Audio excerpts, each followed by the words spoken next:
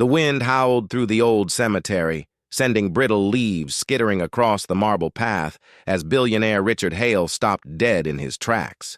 His breath caught, not from the cold, but from the sight ahead.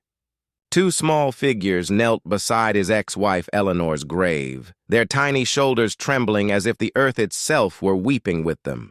The girls couldn't have been more than 8 or 9. Their matching coats were worn thin, one sleeve patched with a scrap of fabric, the other torn at the cuff.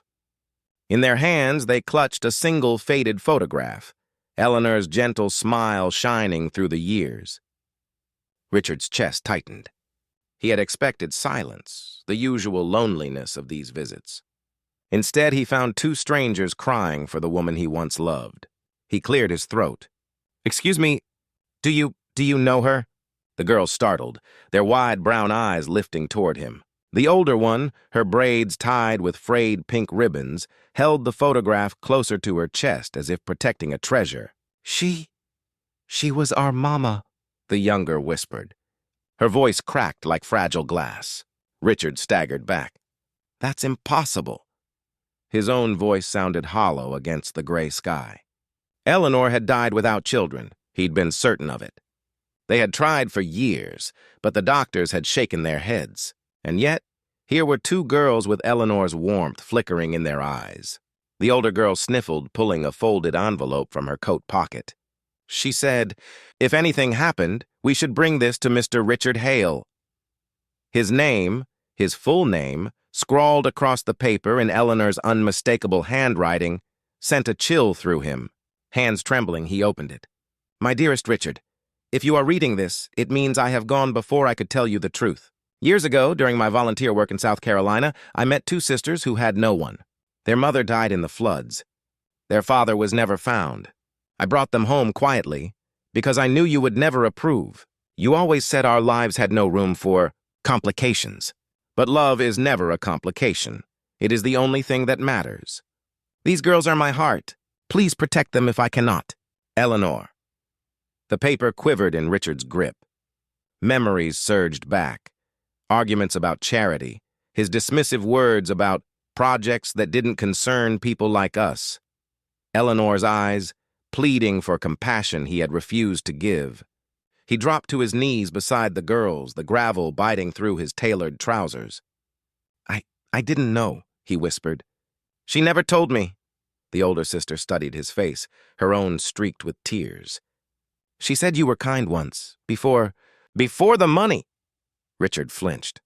Billionaire, titan of industry, a man celebrated for power and feared for ruthlessness.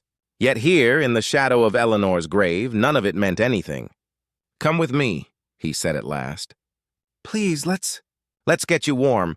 The younger girl hesitated. "Mama said we shouldn't trust strangers." "She was right," he admitted, voice breaking. "But she also trusted me once.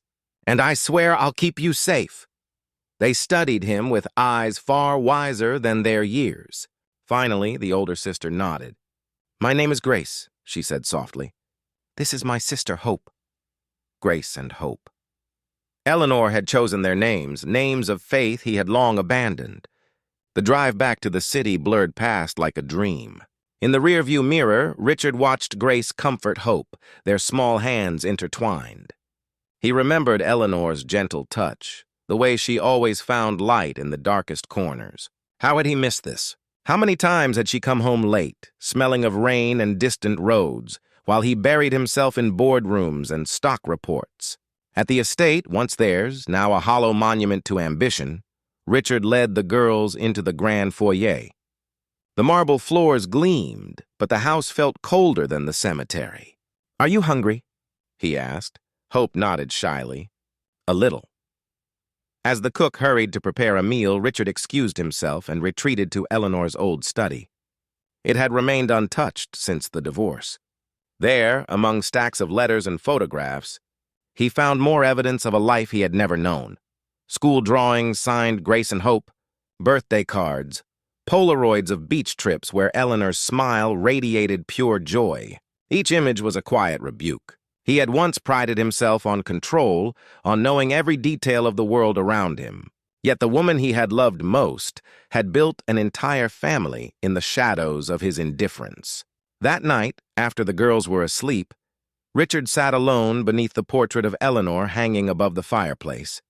Her painted eyes seemed to follow him, calm yet unyielding. "I was a fool," he whispered. "You gave them love while I chased numbers, and still you trusted me to protect them." The next morning, he called his attorneys. "I want immediate custody paperwork," he ordered. "Full guardianship. And set up 2 trust funds. No, make it 3. 1 for each girl, and 1 in Eleanor's name to support foster children." The lawyers stammered at his sudden generosity, but Richard didn't care. For the first time in decades, money felt like a tool for redemption rather than domination. Weeks passed. Grace and Hope gradually filled the mansion with laughter and small footsteps. Richard traded board meetings for school drop-offs, charity events for bedtime stories. One evening, as they decorated a Christmas tree in the grand hall, Grace tugged at his sleeve. "Mr. Richard?" "Yes, sweetheart? Can we call you Grandpa?" The word struck like a bell in his heart. He knelt, pulling both girls into an embrace. "You can call me anything you like," he said, tears spilling freely. "But Grandpa, that's perfect." Above them, Eleanor's portrait seemed to glow in the twinkling lights. Richard imagined her smile, felt her forgiveness in the warmth of the children's arms. He had come to the grave expecting only loss. Instead, he found a legacy of love, 2 brave girls, and a second chance to be the man Eleanor always believed he could become. Please like and subscribe to Broken Chains for more powerful stories that expose prejudice and celebrate the courage to love beyond boundaries.